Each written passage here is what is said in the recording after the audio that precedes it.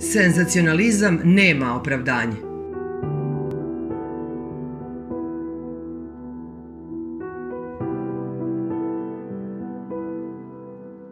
Objave poput brutalno, jezivo, šokantno, horor, tragičan kraj ljubavne priče, manijak su senzacionalističke i stereotipne.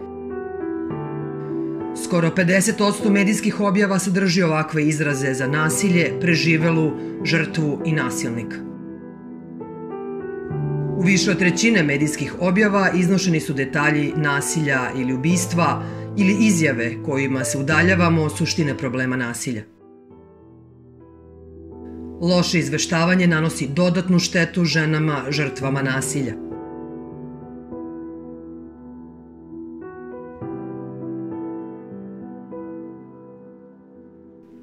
Nasiljem nasilnik pokazuje moć i kontrolu, a ne ljubav, i zato je u izveštavanju važno to naglasiti.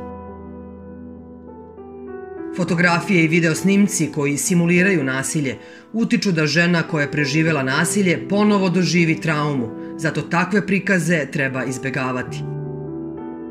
Sve smernice možete preuzeti na sajtu UNDP-a.